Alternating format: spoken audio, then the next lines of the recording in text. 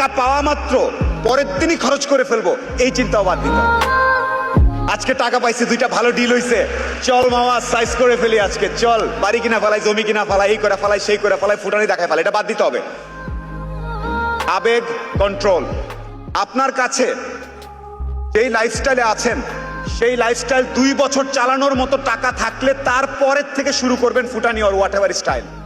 তার আগ পর্যন্ত সেটা সঞ্চয়, সেটা রাখবেন, সেটাতে মূলধন বাড়াবেন, ব্যবসার পুঁজি বাড়াবেন, ব্যবসার ইনভেন্টরি বাড়াবেন, তার আগ পর্যন্ত না প্লিজ। আমাদের দেশের মধ্যে একটা ধারণা আছে মানুষজনের মধ্যে, খুব দেখাতে হবে, রাইট? 17-18 কোটি মানুষের দেশ, সবার সুস্থ জীবন, চাকরি ইত্যাদি হবে না, এটা মেনে নেন। আমার বিসিএস হয় নাই, আমার মাল্টিন্যাশনাল চাকরি হয় নাই, আমি খারাপ, এই চিন্তাও বাদ দিতে হবে। আমি উদ্যোক্তা, আমি ব্যবসা করি, এটার মধ্যে একটা প্রাইড আনতে হবে মনের মধ্যে। আমি উদ্যোক্তা, আমি ব্যবসা, এটা বলতে গিয়ে মিনমিন করবেন না কারোর সামনে। আপনার এলাকায় 5 জন আসছে বিদেশ থেকে পড়ে, একজন আসছে সরকারি অফিসার, একজন এসপি, একজন অমুক, আর আপনি আড্ডায় বসে একটু মন খারাপ, কোনো দরকার নেই।